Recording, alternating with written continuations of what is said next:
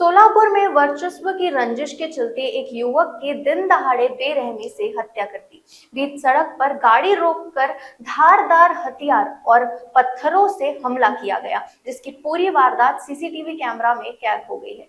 सोलापुर शहर में अपराध की एक सनसनीखेज घटना सामने आई है, जहां वर्चस्व की पुरानी रंजिश के चलते सुरेश श्रीराम नामक युवक की निर्मम हत्या कर दी गई। जानकारी के अनुसार शहर के 70 फीट रोड पर 5 लोगों के एक गिरोह ने पहले युवक की गाड़ी को रोका और फिर उस पर कोयता और पत्थरों से हमला कर दिया। ये पूरी घटना सीसीटीवी कैमरे में कैद हो गई है। प्राथमिक जांच में सामने आया है कि आरोपियों और मृतक के बीच पहले से ही विवाद चल रहा था, जिसमें वराह पालन को लेकर भी मतभेद थे।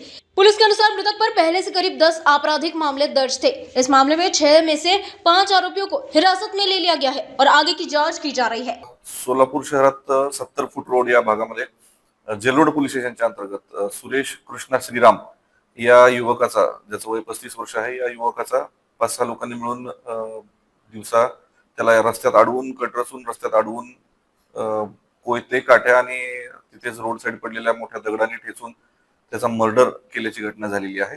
सदरील घटना झाल्यानंतर तत्काळ घटनास्थळी सर्व वरिष्ठ अधिकारी आणि तपासाची टीम्स तिथे पोहोचलेल्या होत्या। पोलीस स्टेशन जेलरोड यांच्या टीम आणि क्राईम ब्रांचच्या स्पेशल टीम आम्ही आरोपींसाठी रवाना केलेल्या होत्या। साधारण 1 तासाच्या आत 6 पैकी 5 आरोपी आपण अटक केलेले आहेत। 6व्या आरोपीसाठी टीम रवाना झालेली आहे, तो पण लवकरच मिळेल। इनिशियली वराह पालनावरून 2017 पासून काही वाद होते। 2017 मध्ये आरोपींचे काही वराह मयतांनी विष देऊन मारून टाकले होते, यापासून त्यांची भांडणं सुरू झालेली आहेत आणि 2020 मध्ये त्यांच्यामध्ये मारामारीचा गुन्हा दाखल होता। त्यानंतर त्यांच्यामध्ये आपसात कुठला वाद नव्हता, परंतु यावेळेस म्हणजे आज त्यांनी संबंधित मयतास या जुन्या वादाच्या आणि भांडणाच्या कारणावरून मारून टाकल्याचं प्रथमदर्शनी निदर्शनास येते तपासामध्ये। मयताच्या वर आतापर्यंत 10 गुन्हे असल्याचं निष्पन्न होत आहे।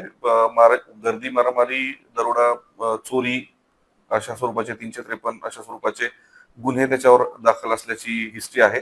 त्याच्यावर याच्या अगोदर प्रिव्हेंटिव्ह ऍक्शन पण करण्यात आलेली आहे आणि आरोपींवर विशेष गुन्हे नाहीत, पण 2-4 म्हणजे दोन आरोपींवर 2-3 मारामारीचे आणि गर्दीचे गुन्हे दाखल करण्यात आलेले आहेत त्याच्या अगोदर 2015 पासून।